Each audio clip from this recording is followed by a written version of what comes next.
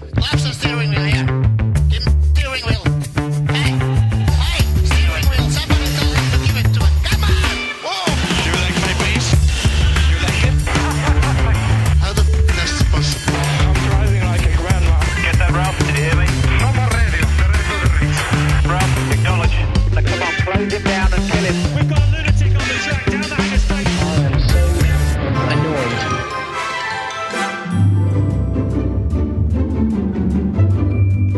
Hello and welcome back inside the Part from May for podcast number 889.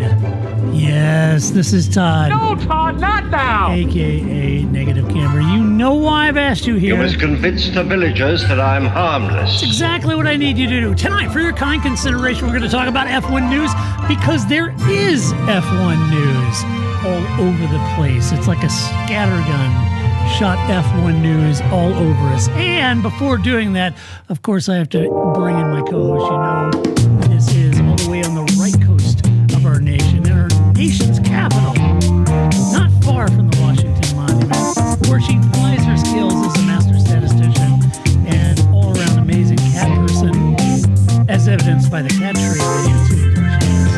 Yes, you know her, you love her, the lovely Rita Allen. Grace, how you doing? I'm doing pretty good, Todd. Oh, we even have a visitor in the cat Yes, tree you this got evening. a visitor. So we'll see how long Ziggy was napping. I'm sure I've ruined her napping, and we'll see how long this lasts. Yep, there'll be hell to pay. Yeah, she may still be napping. Who knows? I don't know. They've been weird today. I feel like it must be like a full moon or something. Cats have been Could weird be. today. I don't know. Solar flares. I don't know. Could be. I think they're beside themselves with all the Ocon news. Yeah, for sure. What? Renault's terrible? What? Yeah, I'm surprised. And just up front, folks, before I get too far into the podcast, I want to thank all of our Patreon supporters, many of whom are joining us live during this recording. And they're following along during this recording and chatting to us. You know, they're just typing away and commenting and sharing thoughts, opinions, insight, Delphic wisdom, if you will. And you, too, could do that if you're a Patreon supporter. And so thank you to them. And also, before I get into this podcast, it must be said that this could turn out to be the Oconathon, you know? Didn't plan it to be, but Esteban pulled all this out on me, and so we're going to talk about that tonight, amongst other things Formula One related, and that also includes, Grace, Formula One properties. I just am glad that, I was just thinking, man, we're getting close to 900. We should do something for 900. I'm just glad it's not the Oconathon for 900, because that would be sad. Like, That would suck. That's not how I want to spend 900. That's not how I want to spend 900 either. I mean, we're not spending it in the Bahamas, but at least we're not spending it talking about Esteban Ocon. Esteban Ocon. Yeah. Oh, that ain't going to work. So, yeah, that's great. Well, that's the big news out of this week, Grace. Before I get into the big news, we're going to talk about first Esteban Ocon horribly abused. All right, this is terrible. This was It was bad. Yeah, I agree with mean, you. again, I don't know. I'm not really big on the social medias. I'm old, right? Kids face it differently now. But I was just like, again, I think there's to me, a very clear demarcation between like, I'm a jokey person. I'm a pokey person. That's how I show love. Sarcasm is my love language. So I totally get the like trash talk of sports or something like that. But you can't threaten people's lives. You can't talk about their families. You can't, like, that's not. Yeah. That's not the point. You're just, I don't understand. When I saw his message, and I was like, I don't know. All the things that just came to my mind were curse words, but I'm just saying, I don't understand people. There's no point in that. No. Silly. He's a a race car guy. driver. Yeah. He made a move, and whether you disagree with his move is a bad move, whatever, but my gosh. There's no reason to threaten anybody. Good Lord. And especially because it's not like you're paying for it. You know what I mean? know. What skin do you have in this game? None. I know. I can be mad about something. That's fine. That's fandom. And you can be like, I'm really mad about that thing. But again, there's a very firm line between, fandom and like harming somebody. Anyway, I just thought it was. Yeah.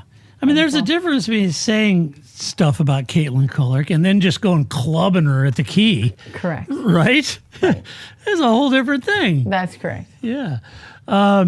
So for those of you that are sitting at home going, what the heck are they talking about? So, I missed that. okay, the Monaco Grand Prix last week. It wasn't a great experience for Esteban Ocon. And this week he took to social media to offer a statement. An official statement came out. And he said this, quote, "Much has been said in the aftermath of the Monaco Grand Prix. While I have received many messages of support, I have been deeply saddened by the amount of abuse and negativity that I've received online regarding my character, my driving, and my career.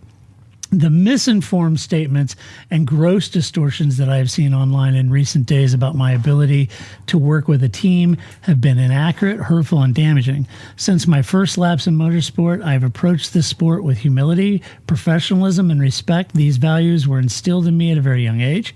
Of course, I have made honest mistakes. We're not robots. We are athletes pushing ourselves to the limit every day to achieve our dreams of winning races," end quote. Now, all that being said, he's been taking a lot of incoming over his actions into Portier last week at Monaco, and it adds to the notion that, you know, he can be a scrappy driver, you know, kind of like Magnussen can be a scrappy driver, right? And you know, sometimes he tends to bang wheels, and he's an aggressive driver, and that's just kind of how he's wired. So he's taking a PR or brand beating at the moment, and that's not, you know, it's not the best of time to him to take a lot of brand damage anyway. So I thought, you know, gosh, this caught me off guard because I haven't been following any of it. And I started to look at the social media and comments about him. And I mean, they were just heinous, very crass comments, just ridiculous. As I often call this, it's the bravery of being out of range, right? And that's convenient, but it's totally uncalled for.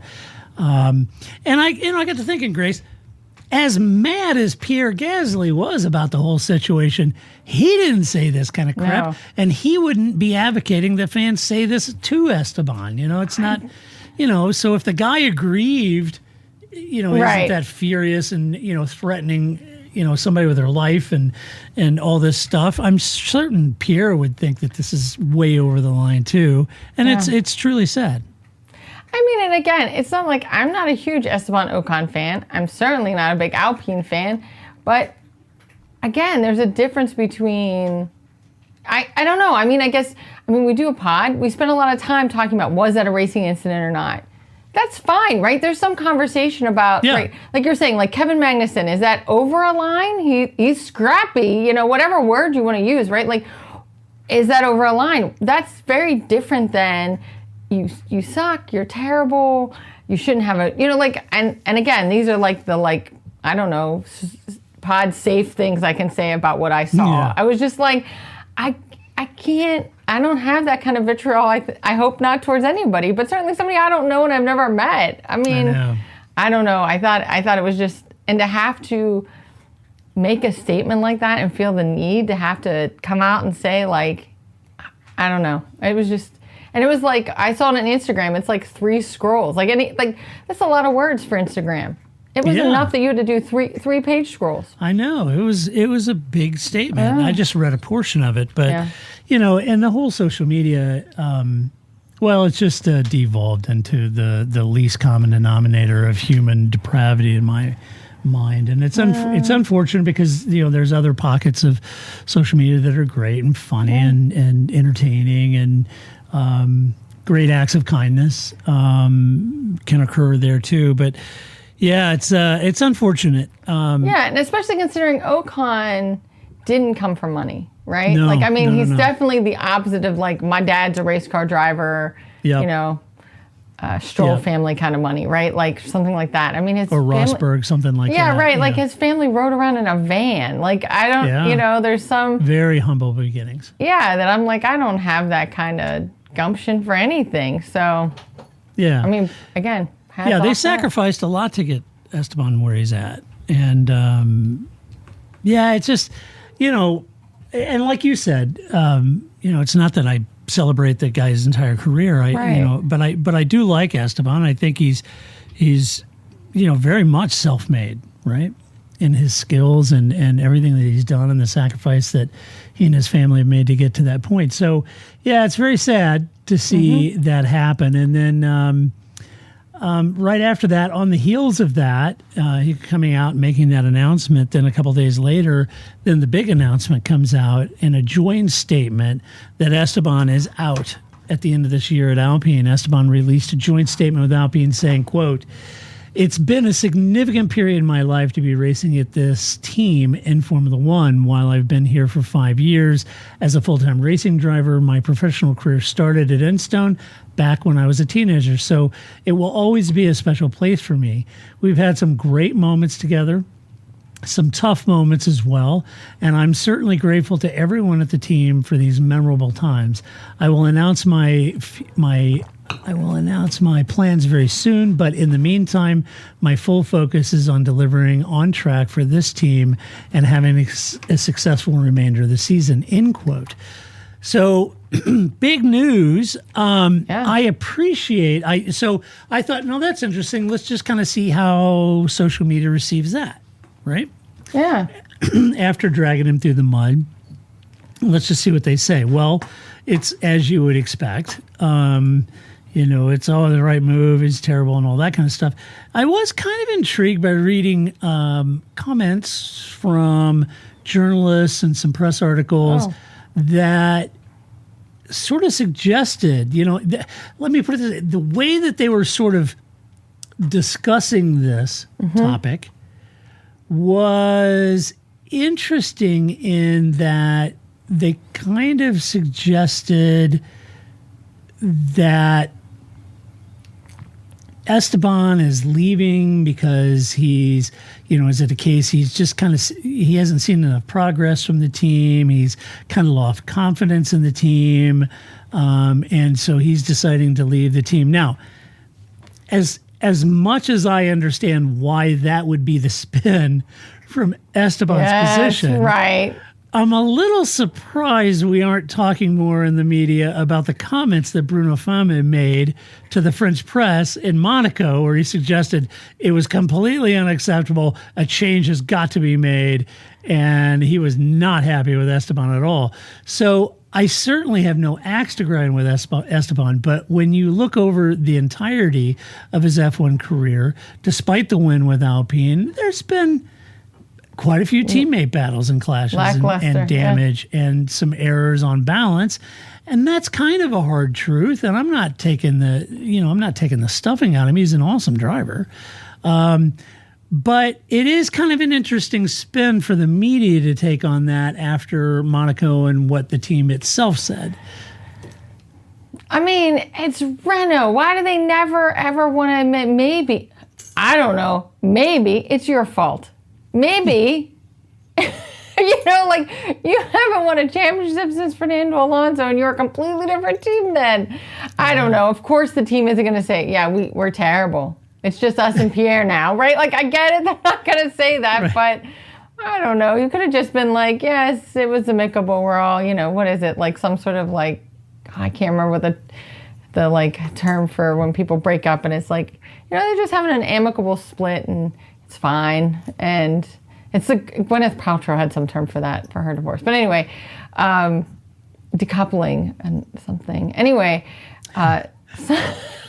somebody will point it out. I can't remember now what it was. How but utilitarian could that be? I don't know. We always joke because Toto Wolff in the one video we watched referred to his relationship as being intact. I'm like, that's my level of emotion. We're intact. We're still together. We're good. My wife and I are intact. We're good. Yes. We're intact. I don't have a lot of emotion either. But I think that, I guess it's not surprising. It's always kind of interesting to think across a driver's career. And I mean, he was like Toto Wolff's guy when he came in. Like there was so much promise of Ocon that he was going to be like, I don't know. It just has never panned out for him the way he was supposed to. Like, Toto was just kind of sitting him over here for a minute until he had a seat at Mercedes, and somehow he's never had a seat at Mercedes for Ocon, who was his guy, and now he's just kind of like won his career away at Renault, which is terrible. I think it's easy with the clarity of hindsight being 2020. Sure. And So I can sit here in an armchair and look across the breadth of his career in Formula One and think of all the clashes he had at Force India, those kind of things, right? And it's easy for me to see that, but in aggregate, when you boil it all down, I think there's got to be some introspective time for Esteban to look at that. And to your point, he was Esteban's guy. He was a Mercedes guy coming in. It was just biding his time for the seat to open up at Mercedes. And I think some choices he made soured the milk. You know, some of those clashes, you know, it's not important necessarily, Esteban, of who was right between you and Sergio or not, or who was more at fault and blah, blah, blah, blah. It's more important to bring both cars home in the points if you can. And it doesn't necessarily matter if Sergio is ahead of you or if you're ahead of Sergio. And I know the old canard that, you know, you're only measured by your teammate because he's in the same equipment. And I get all that. But there's also a whole part about not throwing away $200,000 nose cones. And being a team player. And being a team player, yeah. And I think on balance, if you look at it, I think Pierre's done a better job of that than what Esteban has over the balance of his career. And not always to Pierre's benefit, but he played the team role and was amenable to that situation that he may personally have not been that happy with. So I would think that, you know, Esteban's got to look at that, and I'm sure he has. I'm sure he's looked at his career in depth and thought, I could have done better there, could have done better here. But I think it's an inflection point in his career to make a change. And whether he's at Haas, Williams, whatever team he's at, you know, to make a change in that trajectory, kind of like Alex Albon has, you know, to really sort of resurrect that concept and keep himself as a critical part of a team, not a driver that has occasional flares of glory, but then also burns it, costs you, you know, $20 million in car parts. Burns it all down. But I don't think. I mean, the thing is gosh, Alex Albon is so likable. Right? I don't think Esteban, that's really necessarily his personality. That also probably doesn't help him in the, like, I don't watch Formula One management part of who picks who goes where. You know? Like, it doesn't help. I mean, Alex certainly is a different person now than he was when he was at Red Bull, and I think he's very open about what went wrong, what he would do differently if if he's given that opportunity again, how that would work for him. But I just don't think that, that doesn't ever seem to be, Esteban's never been in that light. And I think that, I mean, him and Alonso had a love fest, and boy, that soured real quick. He kind of doesn't have the best external looking sort of, perception of likability or working well with his teammates. And he's not good enough. You know, like, I mean, a lot of times people are like, oh, Max, I don't like his personality. And I think some of that is, that's who he is, and that's, kind of the Dutch thing. And he's very funny, but it's a very particular kind of funny, and it's not everybody's cup of tea. But I don't think Esteban really is good enough in a way that Max Verstappen is good enough that he can be a jerk. Or Kimi Räikkönen, right? Like, Kimi Räikkönen wasn't always the most lovable person, but was very talented. So then he could get away with it in a way that we would never tolerate that kind of stuff from somebody else. So, I don't know where he's gonna land. I don't know. Well, that's the next big question. Who's gonna? You're right. That is. So it leaves us options that many suggest that, okay, so what happens? Where does he go, right? So a lot of people suggesting Haas is interested to team with Ollie Behrman, with others saying that Sauber Audi might be interested should Carlos Sainz decline their offer. That's a possibility. To me, Haas might make sense, but I'd be surprised if the Audi option, if Audi would take that route, if I'm honest. They have Hülkenberg, So in my mind, I think Audi may look for a younger development driver or a driver with serious car development skills. I would take Bottas over. I would take Esteban Ocon. Yeah. Would you take Joe Guan Yu? Over Esteban. I guess not. I guess I would take Esteban, but Yeah. I don't know. Joe's just been really. I feel very flat. I have very flat affect for him. I feel like Yeah. he doesn't really make a mark on the track, and I mean, not to be his fault necessarily, right? He's at stick F1. What is he gonna? He's not gonna look great, but and I was thinking about Haas maybe being. It's a clear delineation. Mm-hmm. You're the veteran number one driver, if you will, and here's the new guy that we're bringing in. And maybe that would settle it, because I don't think that Behrman is going to be the next Oscar Piastri, right? Like, so unless you have that dynamic, because Oscar was really good out of the gate and he's still really good, and that hasn't broken McLaren yet, but it could.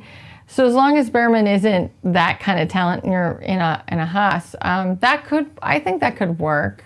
It would be a little cleaner maybe for everybody. It might be, I agree. So we'll have to see and then equally on the flip side of that coin, this also brings up, what does Alpine do? Well, do they go for Valtteri? Do they go for Joe Guan Yu? Do they go for Kevin Magnussen? Do they go for Carlos Sainz? Or do they go for a reserve driver, Jack Doohan? And my money, I think Jack Doohan is who they'll go with, because Jack knows the team incredibly well, and Pierre Gasly is certainly a seasoned veteran there already. So having a young development driver come in and giving Jack a shot would be my hunch. But what do I know? No, I mean, and I think that's what a lot of people have rumored, right? Is to bring in Jack Doohan, and you're right, and pairing him with Gasly. It's interesting that so we're all kind of waiting for Carlos Sainz to be signed he's somewhere, like the right? linchpin, isn't he? Right. Once we kind of know where he's going to go, I think everything else will kind of fall into place. But it's interesting that after Carlos Sainz, Valtteri Bottas is like the belle of the ball of the back markers. It's sort of like, who wants him? Where does he want to go? Because I think he brings so much expertise, and he's got this vibe personality to him that is like Ricciardo.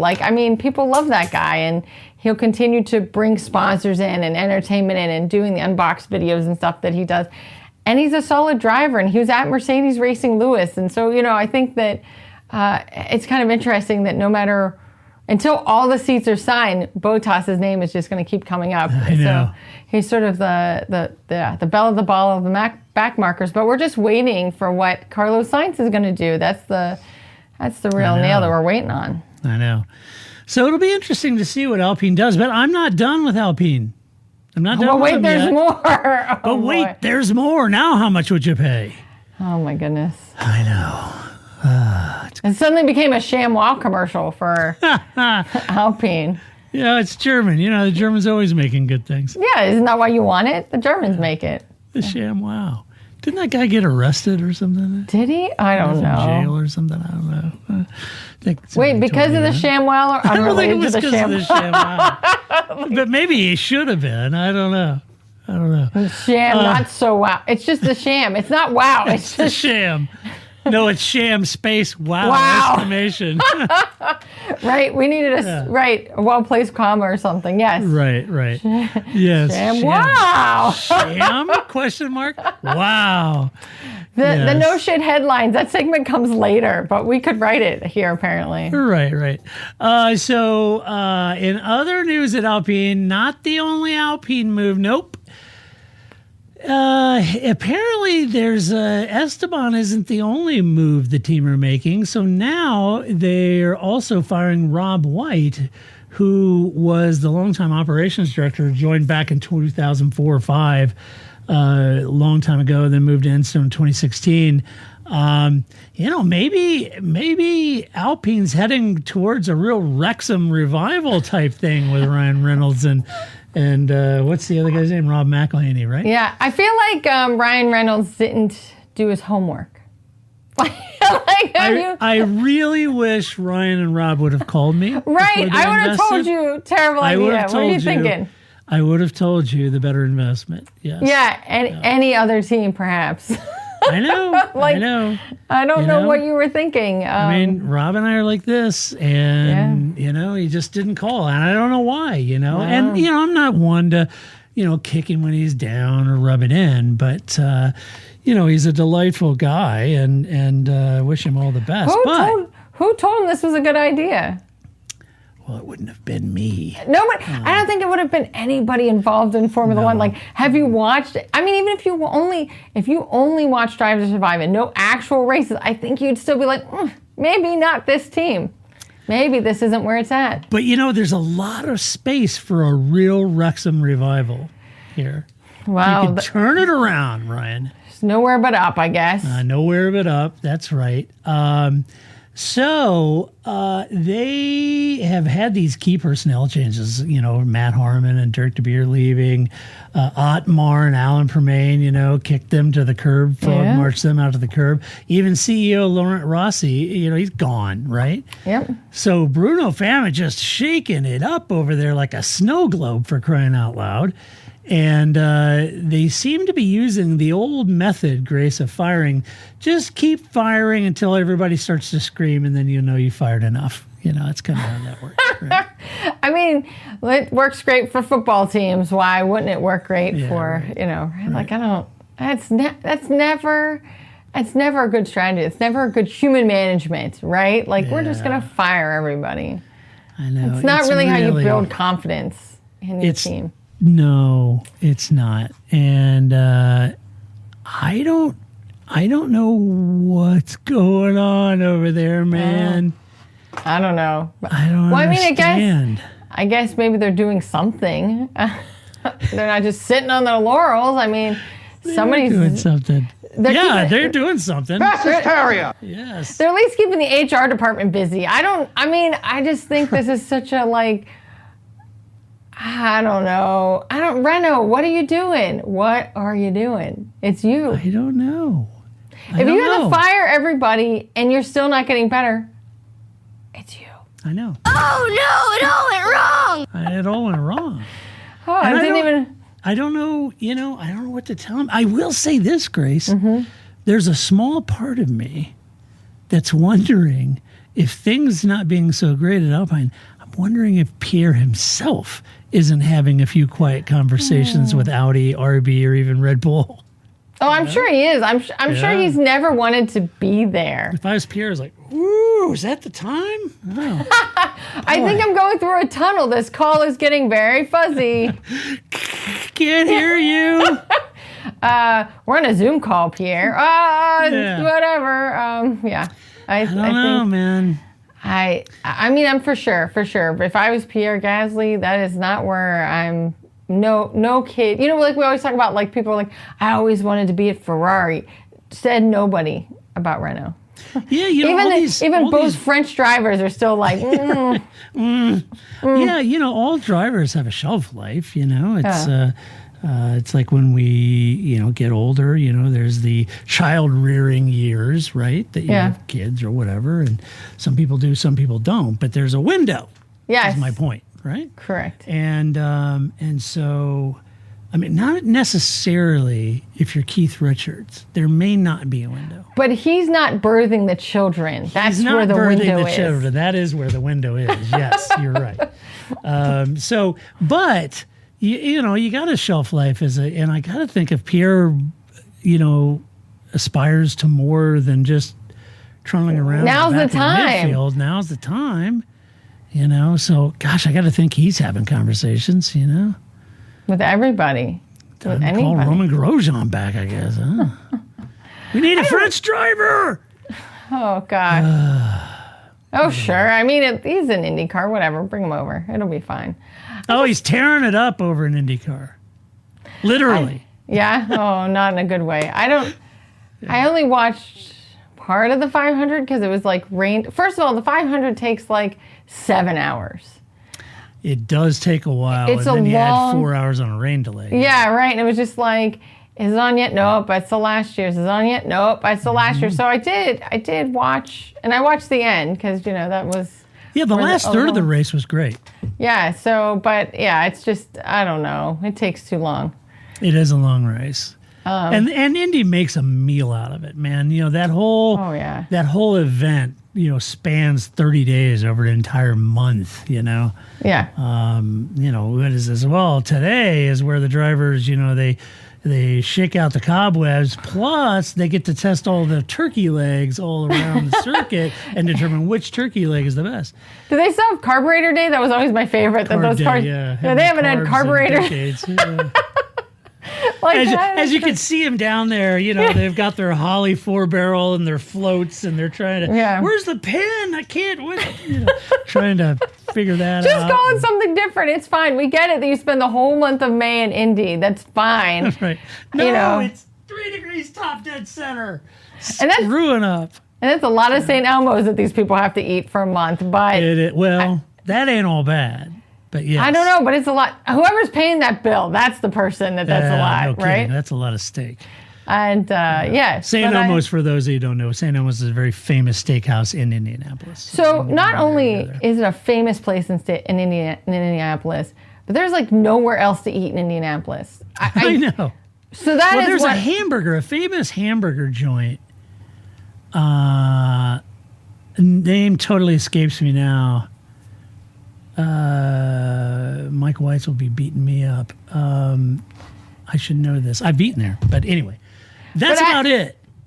Yeah, but I think the thing is that Indianapolis is a mid-sized city. It's right? a toddling town. But there's like literally nowhere to eat, and I've certainly told this story here before, but y'all have to listen to it again because that's how this works. Is when we were there for the MotoGP race in 06 or whatever. Yeah. There's no place to eat. And so you're just walking around Indianapolis. So now I'm just stalking people on social media because, of course, whatever restaurant they just walk past, I also just walk past because there's only 4 blocks in town. I remember one point that, like, Jorge Lorenzo was like, I'm looking for sushi. Don't eat the sushi. I need you to race on Sunday. Please don't. I don't think you understand where we are. Eat the steak. You're in the Midwest. The steak is going to be excellent. Do you see water? Don't eat the sushi. Please. Yeah. That's the weekend, folks. That's the weekend that I drove over because I live in St. Louis, so I'm only, 4 hours, 4.5 hours away. So I drove over and met Grace over there. Grace had flown in. Yes. Rented a car. And she was driving around, and I was following her. We were going somewhere to eat. Fast as possible. And I was following her, and we pull out of the parking lot, and she just cobs it. She just poured the coals to it. She was running it like she. It's not my car. And she was just flying. I was like, damn, So I'm trying to keep up with her, and we're going on these 2-lane roads and a back way in, and she's going like 60, 65 miles an hour. We come up, it's like Gracie's our old school railroad, crossing here in the Midwest. They're not like DC, and she goes over this railroad crossing and launches like Dukes of Hazzard, all 4 wheels off, and boom, and she just keeps going, just flying. And I was like, holy cow, I'm glad I drove, and I'm not riding in that. I would have driven slower. Yeah, that was scary. No, I grew up on these kind of roads. It's fine. I know. You were Western PA, man. It's fine. We'll be okay. We got it. We got there. But yeah, it was just really funny though. It was. If you wanted to meet riders, that was the way to do it. Because literally, there were several times walking down the street going, wait, that was Nikki Hayden. Wait, what just happened here? Right? Do I turn around and follow him? What happened here? Because again, as just a fan, you're not like used to mingling with the fame, right? And you're just like, oh, well, that was, anywhere you went, you saw somebody because there are only 4 places to eat. But anyway, you could go to any other mid-sized town in like Ohio or, Nebraska, and you're never like, where am I going to eat? But for some reason in Indianapolis, there are only one place to eat. There's only St. Elmo's. And it's kind of like awesome when I was down there. I've been down there several times. I was down there and I was we were walking across the street and there was Jensen Button and his wife walking right towards me. Oh my God. Crosswalk, right? Yeah. And I walked up and I'm looking at him And he starts looking at me like, how are you? And look, he's like some freak of nature, like, you You're Jensen Button. You know, like I was slithering across the crosswalk and he was looking at me and I was like, God, I'm not like a freak of nature. You know, I'm quite a bit taller than you are, but whatever. And so I was walking towards him and he's holding his wife's hand and he's looking at me and I go, hey, JB, how are you? And he just looked at me and hurried by and I thought, what the hell? And it wasn't like I was dressed like a hobo or a bum. But you were there I wasn't busking. But you were there on the race weekend, right? Yeah, I was there on the race weekend. So I'm blaming Jessica Mitchell-Bottas, and that's why they got a divorce. He chose wisely there. See, I'm going to blame her. I just think that, it would be one thing, like he lives in LA. Like if I was in LA and I saw Jensen Button and I was like, yo, hey, Jensen Button, what's up? I get it. It's weird. People in LA probably don't recognize him. But if you're in Austin on a race weekend, people know who you are. People are going to actually be like, oh, JB, how's it going, JB. right? Yeah. And you aren't like me who would have I was like, do I turn around? Like, because by the time my brain would figure out that person looks familiar. Oh, crap, right? Like, do I circle back around? Is that creepy? Or and then all day I will just fester over this idea of should I have said something? Should I have turned around? Did I sound like did I sound like an idiot? What happened here? I don't. Jensen, I'm a creature from the Black Lagoon. I just feel like in that situation, and the whole time you're just they're just people. They're just people. They're just people. Just trying to talk yourself off that ledge of fandom of they're just people. Same thing in LA. I was walking through the airport and Jack Black goes walking by me, right? And he looks at me, he squints his eyes, and I just kept going. And I walked right by him. I go, hey, Jack, how are you? And I walked by, and when I got to the door, I turned around, and he kind of turned around and started to head back. And, he wasn't sure if he should know me, And he started sort of turning around like maybe he knew me or whatever. I'm glad he didn't because, then I'd look like an idiot. I'm glad he just finally kept going. That story would have had, he would have been like, oh, hey, do I know you? How do I know you? The yarn you would have had to create. No, I wouldn't do that. Yeah, you don't remember at the party? Right? Exactly. With that famous guy, what's his name? Yeah. Oh, yeah, in the hills? Yeah, it was a good time. Good time. Yeah, just kept that going. But I think, although I will also, one more story. When we were in Austin for the MotoGP race in April, Alex Rins was in the airport the same time I was. I saw your picture of him. Yeah, we were just sitting there, and first of all, I always think it's funny because men, in my experience, are often like, oh, women, you do this and you do this, and you're all the time, all these. Have you never met men around a sports star? I don't know why you're like, oh, women are always like, oh, look at that guy over there. I'm like, you guys are just as bad. The swarm of people that were all these guys, all of a sudden they were like, Alex Rins. I'm like, he's a nice guy. We took a picture with him. We saw an interview with him. Nice guy. But it was just really funny that it was just I don't want to hear it. I don't want to hear it from guys with women are like, chit all the time because you're just as bad. Yeah. You're just as bad. So it's fine. We all have our fandom. I don't fanboy like that. It's just kind of the way I'm wired. It's not that I don't respect him. Of course I do. It's just kind of weird. It is a weird thing because you're kind of there's a part of you that is just, again, it's both they're just people. And then you're just and then I always think it's weird too because of course I know too much. If I just met you on the street, I don't know much about you, but I know a lot about Jensen Button. Yeah. Yeah. So it's kind of weird, right? Why do I know this much about you? Oh, right. Because, Anyway, and I'm sure all the drivers get that, at some level. I mean, when I was in the paddock, briefly I've talked to Seb on a few occasions, Felipe Massa. I briefly talked to Lewis, very briefly talked to Michael Schumacher. But I don't. They're busy, and you're not going to get into the whole fanboy thing. And I could have easily asked for autographs. I'm just not that kind of guy. Meeting them, and saying hi, and everything is fine. It's good for me. So anyway, what other F1 news? Hey, you've heard of Peaky Blinders. Now we're going to talk about Peaky Tires. Peaky Tires, and all you Lewis Hamilton fans will know exactly what I'm talking about. What could be more exciting than tires? Tire Talk.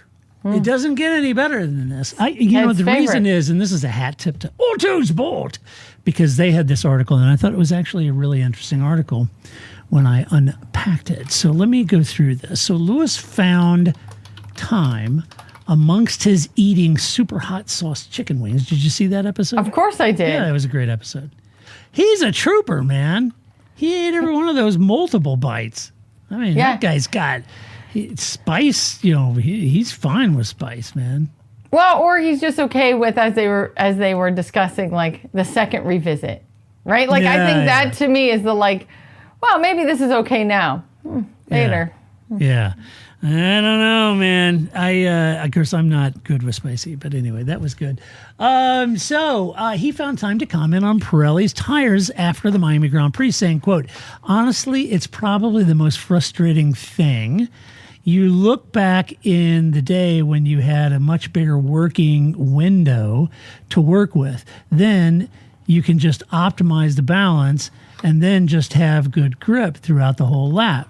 This is definitely my least favorite. He's talking about how narrow the peak grip level window for the current Pirelli compounds are this season. And he was saying it's really frustrating because it's so narrow that he was finding it difficult to get into that peak grip level of the window. Now, as well as I do that Pirelli get very touchy when drivers criticize their tires. And it's an interesting point about the relationship that they have with F1 teams and drivers, if I'm honest.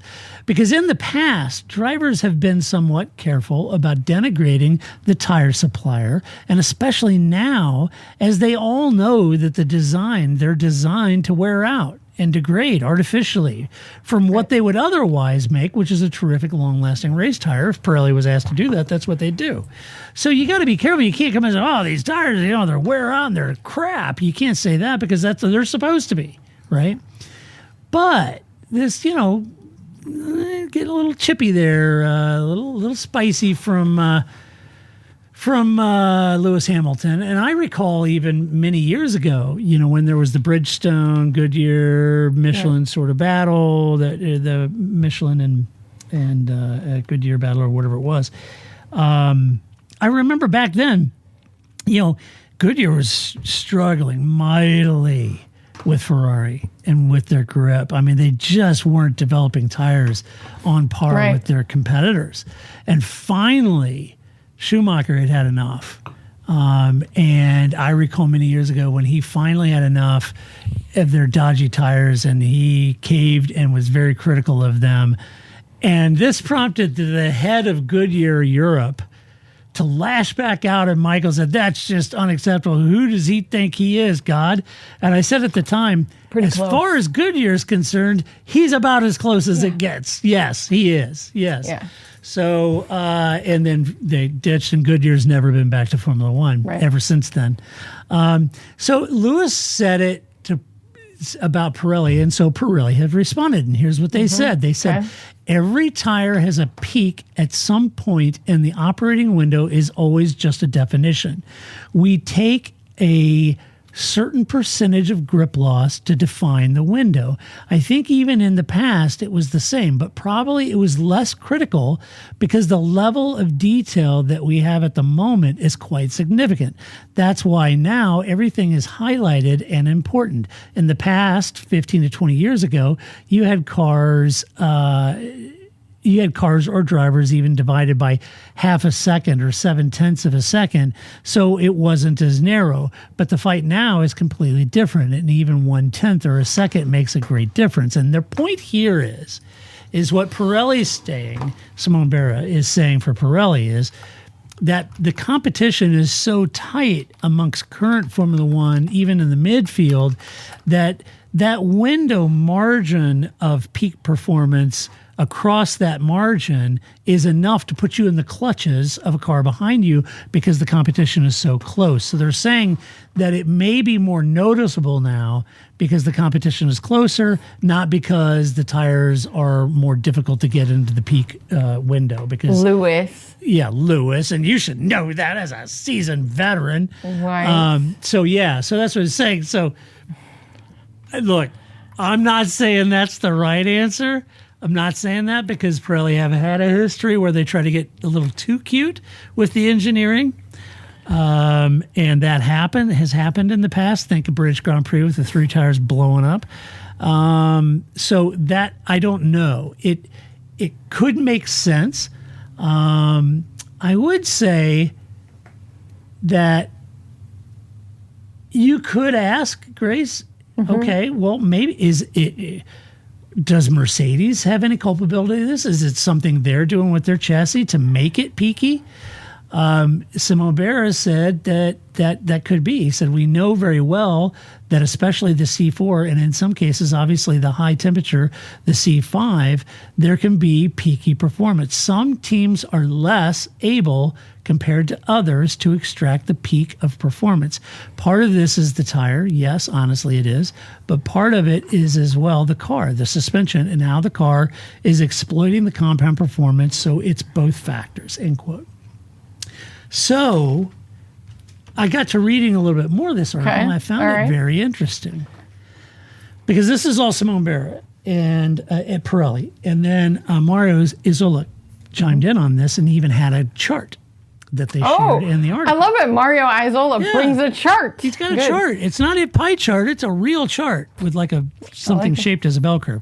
So for those that are listeners only and not viewers, think of a bell curve, right? Starts low, goes up to a peak, and then comes back down low. But at that peak, think of it not just perfectly rounded and back down. Think of it going up to that peak and then sort of plateauing off a little bit as much as possible and then coming back down. That's what the chart looked like. So what Mario said about that was let me find this. So out of the total grip and heat levels, there's about 3% area of peak grip, according to Mario. And they try to flatten that peak out across the entirety of that 3% to make it as wide as possible, right? So think of that chart going up on one side, peaking, and then coming down on the other side. Up the very top, between both sides going up, there's a 3% gap there, and they want to try to flatten that 3% out as much as possible. All of that effort to try and find a 3% window of peak grip, you can understand now the frustration the engineers must have trying to get their cars in that incredibly sweet spot of only 3% between the heat cycle and fall off on grip. Right. And they've got to keep that car there in that little 3%. And Pirelli's tried to level that 3% off a little bit to make it wider window. But they're saying it's so small that if I'm only 0.3 ahead of my competitor, it's not enough. Right? Because you could be not at peak performance, but off a degree or two. And that's it. And that's it. Yeah. So I just found it really interesting in the way that they described it. Well, how long has Pirelli been the tire supplier for? Yeah. So I think they've had to figure out how to explain that, because there's a reason that nobody else wanted to do it. Or, because you want a brand that's big enough, that's worthy of Formula One, right? Pinky out kind of thing, and yet is willing to live with this, right? Because of course this is going to affect what you think of their street tires. Pirelli's, I'm not going to buy those pieces of crap. Things are falling apart in Formula One. I don't want that, right? Because so I think that there's you had to find that middle of the pack kind of tire that was willing to be that fall guy, but they've been that fall guy for so long now that, of course, they're good at explaining, well, it's not always our fault. First of all, they have to explain, I'm doing what I'm told, right? I'm contracted. These are the specifications I'm following. This is what Formula One's asked us to do. That's what we're producing. This isn't what we produce with all our tires. This is just what we do for this series, right? And because Pirelli offers tires for lots of other racing series and for road cars. And then they also have to be good at explaining why when Lewis Hamilton or anybody says it's the tires, well, here are all the 700 other factors besides just us. Right. Right? And that you could put Right. somebody else's tires on it and you may or may not still have these same problems. So Yeah. it's not just us. We're just the convenient scapegoat, but it's not always just us. Right. Yeah, when you're struggling to get in the window, I get it now. Yeah. It's a very narrow window. Let's see. Red Bull's curb issues. You know, when we think about Red Bull, the big lesson that we learned, what did we learn from Red Bull, Monica? Well, many suggest that we learned that they can't take a curb worth a damn. Ultimately, the team suggested that it's the dastardly correlation issue, Grace, between the virtual car setup and the actual car design. It's that correlation. Again, it's always that correlation. Oh. I would think that if you've been doing this long enough, that if correlation keeps cropping up as your problem, maybe the whole sim thing isn't Maybe you have a something you problem. want to hang your hat on. You know, maybe Yeah. maybe we should get back to testing instead of spending tens of millions of dollars in sim work. And then again, maybe not. Ultimately, the team suggested it was correlation. The issue is that they say that the sim says a particular setup should work great on the curbs, but in real life they don't. So this question is now being raised in regards to Canada this weekend, as it's a track with some serious chicane curb attacking, and some wonder if this won't be presenting the same issues to Red Bull this weekend. Now, having said that, the track has been resurfaced at Canada. Like real resurfaced or like China resurfaced? I think it's a real resurface. Oh, okay. Yeah. Just checking. Instead of painting it, They just didn't paint black, it. They won't know. Right. They'll never know. They're going to Actually- know. No, they won't know. They're going to know. No, they won't. Yes, just painting the tarmac black and saying Right. it's resurface. No, I think this is an actual resurface. So you never know what kind of grip levels we're going to get. Yeah, out that's of right. it. And if the grip levels will have an impact on how much curb they take, I don't know. We'll have to see. My hunch is, this is my personal, non-educated, non-engineering hunch. My hunch is that Red Bull's aero, their aero advantage is very specific to the height of the car, to Yeah. the ground, and the suspension is very stiff in order to control that ride height to make the most out of their aero. And when you loosen that up so you can go over curbs, it tends to hop, break that aero Yeah. advantage, and the car is difficult over the curbs. So that's my layman's explanation. It's very solid, though. Okay. I think that's a very... That's what I'm My layman agreement with your statement. Perfect. We have a quorum. There you go. Also, I think when we focus 100% on Red Bull, and why did they lose pace? And they're the curbs, and they're the hopping, and are they going to have the issue in Canada? And what's going to know? They're going to come back. I think in a lot of ways we also might be doing disservice to McLaren, Ferrari, and Mercedes for That's right. clawing back performance in their development cycles and chipping away at Red Bull's dominance. I don't know. Which Red Bull also, they can't say that. Right? Yeah. You know what I mean? You can't put in your press release if you're Red Bull, like, well, McLaren's just getting better. Everybody caught up with us. Yeah, right? So you have to have Yeah. some reason, even if the, percentage of that, because I'm sure this is a valid reason why they're having Yeah. problems, but they sell it as if this is the majority of the reason. It may not Right. be, right? And so, but you have to put something out there. You can't just be like, well, Ferrari, that Fred, he's doing something right. Yeah. I don't know, like Rodney Dangerfield is writing your, press releases or something. So, Right. well, get no respect around here. But I think that it is an issue for them, but I agree. I don't think it's quite as big of an issue as they're trying to make it to be. Long story short there. Yes. So, Yeah. there you go. Watch this space. Hey. Yeah, we'll see next Monday how right or wrong you were. Because I'm Yeah, sure Paul right. will be the first one to be like, that's not what Yeah. you said last week, Todd. Yeah. They say, ho, ho, ho. They were all over the place. What Yeah. an idiot. Why do you listen to that podcast? Turn it off. Why didn't anybody ask me to vote? You let those two yokels vote on what Red Bull's problem is. What do they know? Guy's a joke. So now comes the F1 property portion of the news. All right. For those of you into MotoGP, attaboy. As you should be. As you should be. For those of you just getting into MotoGP, way to go. Or maybe you're just MotoGP curious. I will welcome you. That's fine. The big news this week. Huge news. Does anybody have anything for Marc Marquez? Marc Marquez is joining the factory Ducati team next year.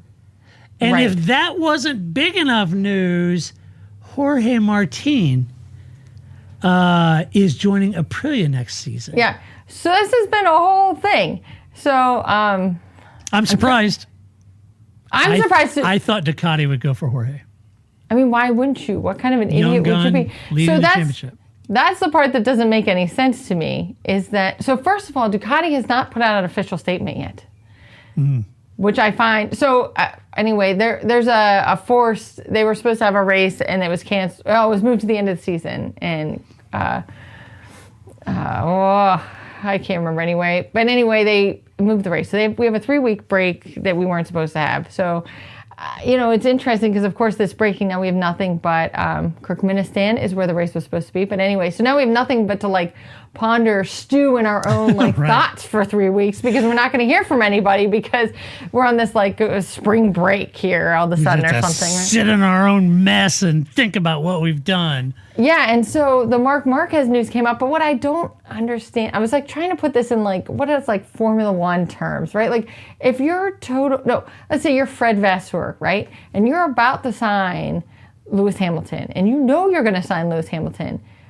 You might, I'm just saying, want to have a conversation with Charles Leclerc about how he feels about this. Yeah. Right? So to me, there feels like there's a missing conversation here that I don't understand because I think if you are the number one team and you have one seat that you are trying to figure out who's going to be next year world champion, whether you're going to keep Bastianini or you're going to put in Martin, who you should have put in already, but you didn't, or Marc Marquez, who out of nowhere now is signed with Ducati, I don't understand how you don't have a conversation with Marquez and don't have a conversation with Martin and then you make an announcement. It seems like Marc Marquez, they were all going to sign, Ducati was all hep to sign Jorge Martin, and Marc Marquez strong-armed them into it, which he can do. Yeah, it could. But it just seems like... Do you think Jorge went for the money at Aprilia and Ducati knew that, so they jumped out ahead of the announcement before,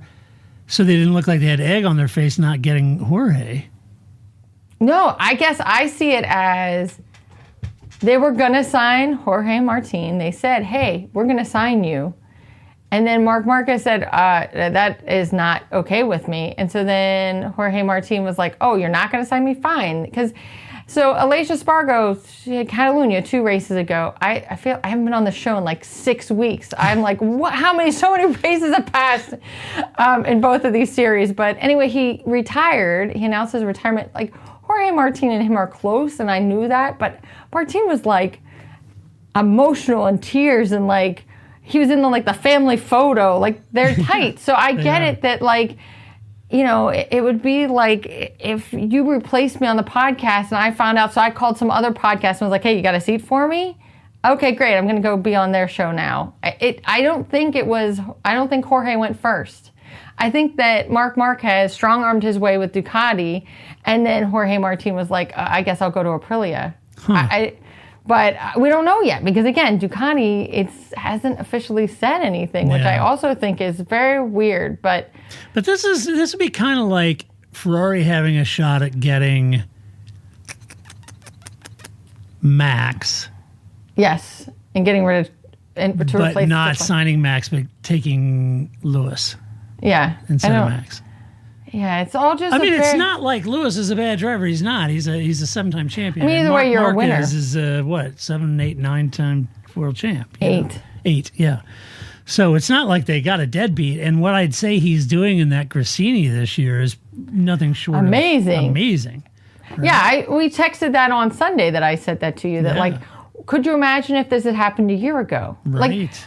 Marquez was injured, so it's not like, we've lost all of these years when he was at Honda. But, what we could have gained a year. He just seemed someone, when we saw an interview with him at Austin, it was just like somebody said, I don't have a question. I'm just glad to see you happy. Yeah, right. Like, Yeah. you know what I mean? At some point, I'm not the biggest Marc Marquez fan in a sense, but it's just like you just want to see him be successful. I'm trying to think. It would be like Alonso or somebody. Like maybe you're not an Alonso fan, but you want to see him like Yeah, be you wanna see successful. him You don't want him happy. like tottering around at McLaren, right? Like Right. that's not what anybody wants for Alonso. That's what he's doing now. Right, you want to see him to be competitive. You want to see him happy. You want to see him enjoying the series. So, I don't know. Yeah, it's big news. So MotoGP is sort of like nuts right now, and everybody but Franco Morbidelli has there's only like everybody's contract went up at the same time except for Frankie's, and so it was just like there's like 20 open seats right now. Yeah. Like, cause like Fabio signed and Bagnaia signed, and you know that's the Beast is looking for a ride. He could be anywhere. It's just like and you know. Bender. Yeah, well, 200. Brad Bender, 227 miles an hour down the straight at Mugello on Sunday. right, Amazing. but Pedro Acosta is like handing both him and Jack Miller. They're like Yeah, I know. heads in a handbasket, right? Like he's a rookie on gas. So that was the big thing, was that like, because MotoGP, right, just like Formula One has, the front teams and the back teams. And, when Marc Marquez joined with Honda, Repsol Honda, he was a top rider at a top team and just was like successful right out of the gate. Yep.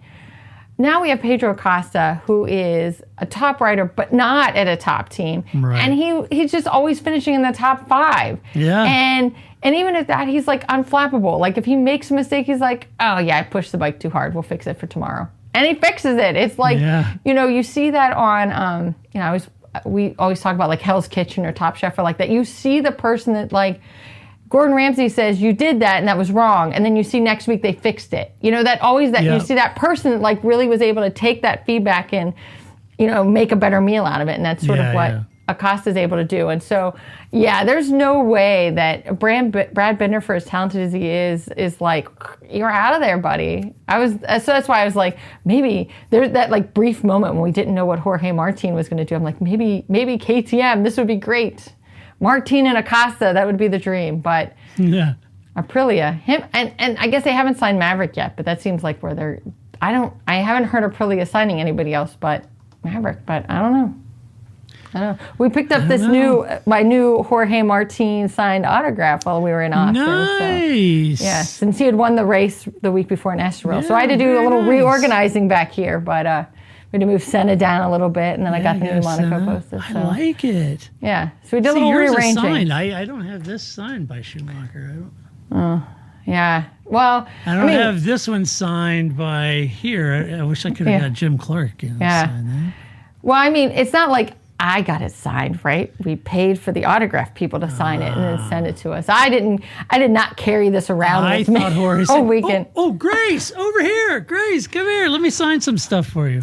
First of all, my goal was to get Pedro Acosta to sign my Vote for Pedro shirt, because I do firmly believe in the I once heard that with eBay, there's no point in getting collectibles anymore. Like eBay's like kind of ruined the like collectibles market, because now you can get anything. So you should only get things that you want. Right? Like, so don't get the Jorge Martin because you think, oh, it will be worth money someday, because it's really not. Your enjoyment of it is the value. Yeah, right. Man, how cool would a Vote for Pedro signed by Pedro Acosta hanging up on my back wall? That would be so cool. So, but I didn't know that about eBay. I was going to go on there. I'm going to go on there and buy a used Paul Charsley. So there you go. And so, but I think the key is you need children. That was we got there, because we were in the, they have like it's like a U shape, the little pen where they, bring the riders around and they interview them and they sign stuff. And I was just like, we're standing between too many children.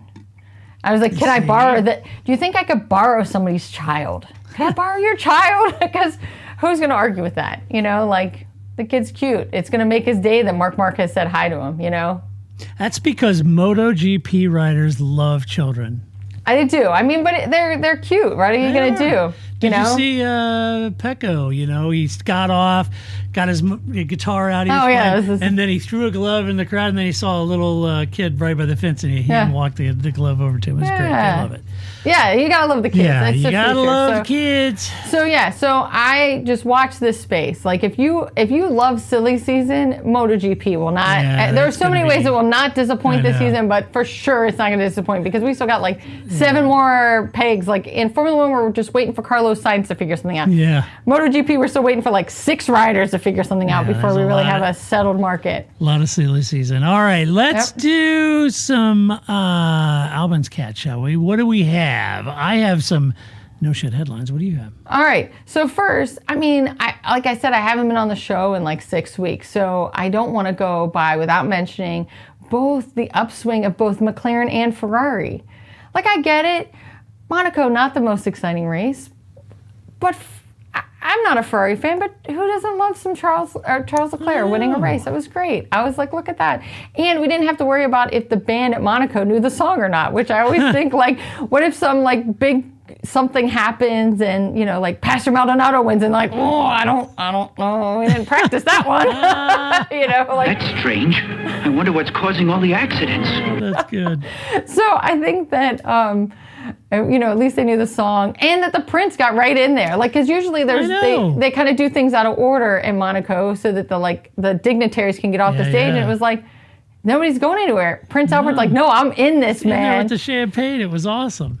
I was going to say it was great, and I was going to say it was similar to, so MotoGP just had its race in Mugello, and so, you know, it's Pecco Bagnaia won, who's Italian, and Neo Bastianini came in second as Italian, and then Jorge Martin, who's Spanish, and so all the, like, dignitaries passing at the awards, right, are Italian, so they're like, oh, yeah, Spanish guy, nice. Oh, Italian guy, you know, oh, Italian guy. It was very clear who they were there for. And so it was kind of, you saw the same thing with Prince Albert, that he was just like, oh, these are my people. A Monegasque won. My entire life has been made. So I did enjoy that kind of excitement. And then McLaren winning in Miami was, of course, I was like, even though it's Formula One and, you know, we're the last 10 laps, do we really expect something to change? No. But it was just like, don't talk to me. I just can't. I either need to pace or just sit here still or do something, because what are the chances that this could just go all terribly wrong because it's McLaren and, you know, that's kind of how that works. So I was very glad that both our teams have done well. Yes. And I will say, too, that in Miami, you know, so I'm on, you know, like afterwards, I'm on social media. I'm like, oh, this is great. What are other people saying? And then I come across Tony Kanaan, who says this sweet message about, you know, this is dedicated to Jill DeFerrin. And now I'm like, oh, my God. Like all the emotion. I'm like, I was okay, Tony B. I'm like, you're right. Oh, my God, Jill DeFerrin. And it was a lot. It was a lot of epicness in my own living room because, of course, if I'd like gone into the streets shouting, my neighbors would have called the police or something. Like, there's a crazy woman in her pajamas running up and down the... no, not my pajamas, because it was in our time. So that would have been like 4 p.m. That would have been weird. But, you know. But so possible. Anyway, it is possible. But, you know, it was a moment. And then, right, Tony Kanaan just adding on top of it. And then, of course, the team also, you know, put on their board dedicating it to Jill. And it was just like...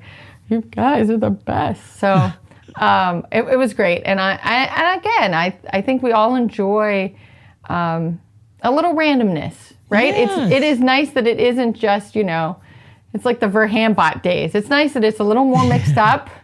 And, you know, and I'm okay with it being what, you know, Vernor Claire. I don't know. Like, I don't know what that would be with some signs in there or something. Like, it's kind of fun. It's kind of nice to see what's going to happen. And I'll take it. So I just want to. And you saw, you know, then there was that. And then Zach went to Indy 500, not Monaco. And then he was in St. Louis. Oh, that's right. He was right. I don't know why he didn't call me. I would have bought him some T-Raps.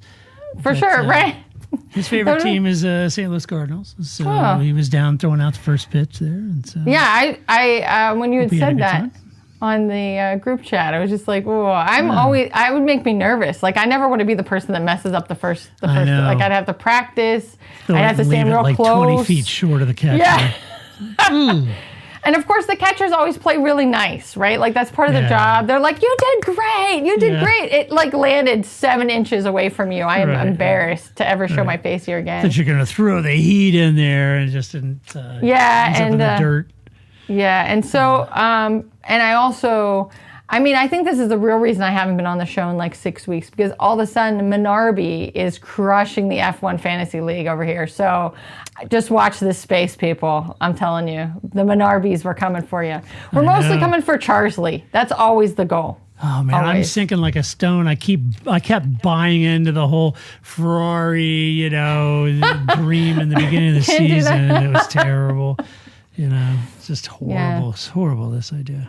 So we're just a 2-man team against Charsley yet again, always. You and I we need to join up and go after Charsley. Yeah, and then inevitably I look at his picks like after you look at your points and you can look at like, well, what did other people pick? And you're like, oh, Charsley. Like, talk about Delphi Oracle. That guy knows stuff. I know. He's from the future. Although I did beat him last year. See. Well, I mean, and we beat them. I mean, we were a team that beat Paul just in case it was alphabetical. So yeah, it's good.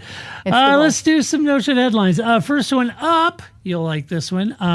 F1 photographer hurt in Sergio Perez accident, speaks out and gives injury update. I had no idea that there was a photographer injured, so that's horrible, and I wish you a speedy and safe recovery from all of us here at TPF. I'm so sorry that you got hurt in that. That's always a bummer deal. We rely on the photographers to bring us the images of these races, and they go and it's the travel and everything and trying to get in and all the stuff that they go through to shoot an event like that. No one expects you to go there and walk away injured. Right. So I'm so sorry that happened. So get better soon, and shout out to you. The first headline: Ryan Reynolds' F1 team rocked by 7 disasters after staff quit and driver got attacked. What is that headline? Well, first of all, so it's Ryan Reynolds' team now. It's just his team. It's right. A minority shareholder, but it's his team, right? So the phrase was consciously uncoupling. I was close. It was coming to me. Consciously uncoupling. That is so good. Maybe Ryan Reynolds should consciously uncouple himself from the team. You're going to need the money for Wrexham if you're trying to get to Premier League, man. I don't know. I just think this, but this isn't where you're going to get it. No. This is not the investment you should have made, but no. Yeah. Not you so should good. be like an Ocon and just leave. Yeah. So there you go. Jeremy Clarkson snubbed Lewis Hamilton and Michael Schumacher to name favorite F1 star.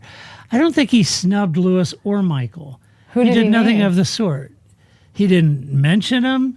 He wasn't asked about him. He didn't call him and say, I'm snubbing you. He didn't get an invite from them and not show up. Nothing. They asked him who his favorite driver was, and he says Gilles Villeneuve. That's all. I mean, that's a laudable. It's not like he said Jacques Villeneuve. Like, that would be a snub, right? That would be a real snub. He likes Gilles Villeneuve, and you can't really fault him for that. No, I mean, you can't. I fault Jeremy Clarkson for a lot of things, but that's one I can't fault him for. No, so. of course not. And finally, F1 star Lewis Hamilton reveals he peed himself mid-race during Singapore Grand Prix. That was the only time he said. So that was during the Hot Wings, right? That he said that. So. You went a mile for that headline, didn't you? You went a mile. You watched another show called Hot Wings that wasn't even yours. You listened to the answers. He mentioned he peed himself, and then you wrote an article about it. Okay. Yeah. Although I will tell you, so I don't know if you watch Hot Wings. I've or Hot Ones. Sorry. That's the first episode I've ever watched. Yeah. So they're fun. They're a fun jaunt into the world, and so but inevitably it becomes a black hole because you're like, oh, this person. So you should watch Gordon Ramsay. Gordon Ramsay's been on a couple times. He's excellent every time because he's full on Gordon Ramsay, and the whole time he's just cussing and is like talking about the day after the Hot Wings, and it's great. So watch Gordon Ramsay. You would enjoy them. Conan O'Brien recently did one that got a lot of hits, if you will. We randomly, after we watched Lewis Hamilton, watched the one with Flea from Red Hot Chili Peppers, the bassist. Fascinating. I don't know why. It was just sort of like, oh, Flea, I wonder what's up there. It was very insightful. So not what I expected from a Hot Ones But if you're going to go down that rabbit hole, those would be my recommendations. Watch the Gordon Ramsay. He's been on a couple times. Always great. And Flea. That's pretty good. They should have Paul on there because Monday, Paul flies to Le Mans, folks. That's right. It's that time. It's that time. Get ready. Guess who's racing at the 24 Hours of Le Mans? Paul Charsley's Heart of Racing. Yeah. It's happening. It's all going down. It always rains at Le Mans. It's happening. Yes. All right. Well, that does it for this episode. So, we think about the news this week, but you tell us what you think about the news, and you can do that by going to theparkforme.com and sharing your opinion. Just do it with decorum and civility, as always. If you like this podcast, go over to your favorite podcast player and give us a good rating, give us some love, show us some love over there. And if you really like this podcast, you can always go to our website. Down at the bottom, it says support us. You can click on that. You can become a Patreon supporter, like Melton, like Fabio, like Ian, like Dave. If you've made it to this far in the show, who are you not like? It's an hour and a half. We're like an hour and a half into your life right now. What are you could not be like liking Frank it? here. Frank's with us live. Fabio, Melton, they're all here. That's you right. could join us live. So if you would like to do that, you can go over to our website and support us at Patreon. It'd be much, much appreciated because we would not do this podcast without it and without you. So that does it for this podcast, but I'll be back next week to talk about the Canadian Grand Prix. Of course, here's to a Lance Stroll victory. Oh, Lancey. Lance, yes, I know. I want it now! What's the matter with those swats down there? So the new F1 game dropped, video game dropped, and as part of it... I read it was a different category. You can, so of course Flip bought it and he's been playing it, but you pick a driver and a team that you support. Like, so if you're successful, they are successful.